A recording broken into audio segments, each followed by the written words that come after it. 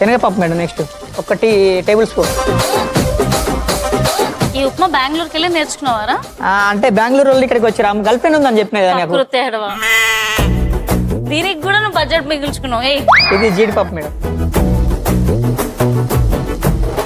చెప్పినా కదా మేడం ఈఎంఐల్ని అని, అందుకే అక్కడ నుండి అమ్మాయిలు ఇక్కడ తెచ్చుకుంటున్నావారా? అమ్మాయిలు కాదు మేడం, ఇక్కడ అమ్మాయిలు సరిపోవట్లేదట్రా నీకు? బడ్జెట్ సేవ్ చేసుకుంటాను. మిమ్మల్ని ఎవరు నేనేం అనలేదు సిస్టర్స్. ఇప్పుడు దీంట్లో రెడ్ చిల్లీ ఫ్లిక్స్ ఇలా ఇంటి ముందు పెట్టావా?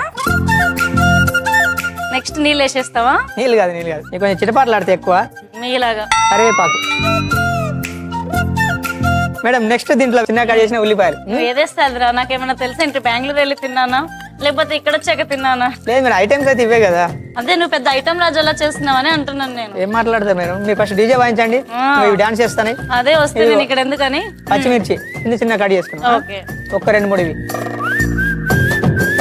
ఇది చిన్నగా తరిగిన అల్లం మేడం.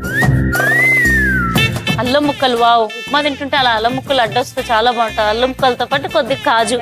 క్యారెట్ ముక్కలు చిన్నగా కట్ చేసిన క్యారెట్ ముక్కలు కొన్ని. ఉప్మాని డీజే స్టైల్ చేస్తే ఎట్లుంటది? DJ take pan for some oil. Take pan for some oil. Oil చిట్టుపడమ అంటుంది. Mustard seeds. వాట్ నెక్స్ట్ పచ్చి బఠానీ మేడం, కొంచెం ఉడకబెట్టుకొని వేసుకుందాం.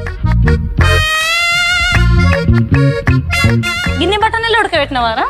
అంతే. ఇన్ని బఠానీలకి అంత స్టవ్, అన్ని నీళ్ళు వేస్ట్ కదరా? వేస్తే ఏగుతుంది కదరా? వేస్ట్ అని మీరు అనుకుంటారు, టేస్ట్ అని నేను అనుకుంటాను. నేను దౌడ పగులుతుంది. ఇంత దానికి వాడు ఎట్లా ఉడకబెట్టింటాడండి? ఉడకబెట్టిన పచ్చి బఠానీలు అంట.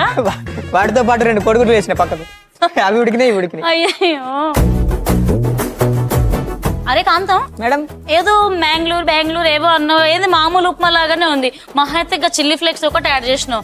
దీనికి టైటిల్ ఒకటి, ఉప్మా ఒకటి. నువ్వు నీ ఎదవోషన్. అసలు ఇంగ్రీడియంట్ దీంట్లో ఇంకోటి ఉంది. ఇప్పుడు తీసుకొస్తా, ఉండండి 1 నిమిషం. ఇంకేమందిరా? ఉప్మాలో నీళ్ళేసి ఉప్మాలో వేసుడే కదరా? అదే మ్యాజిక్. 1 నిమిషం ఉండండి మీరు.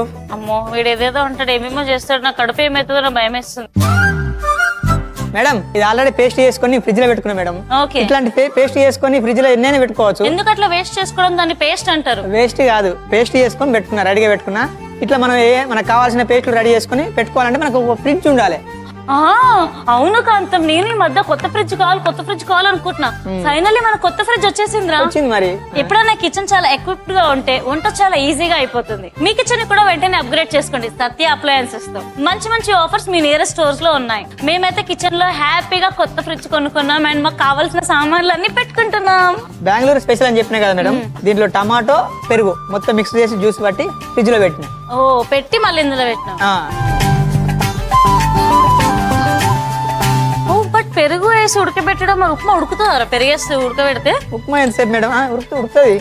అయితే ఇది కొత్తనేమో. నిజంగానే మనం చాలా సార్లు నీళ్ళు వేస్తాము, టమాటాలు వేస్తాము, అవన్నీ వేస్తాం. కానీ పెరుగుతో అయితే ఉప్మా ఎప్పుడు ఉడకబెట్టలేదు నాకు తెలిసినంత మట్టికి. బేసిక్ గా తెలంగాణ అండ్ ఆంధ్రాలో అయితే పెరిగేసి అయితే ఉడకబెట్టరు.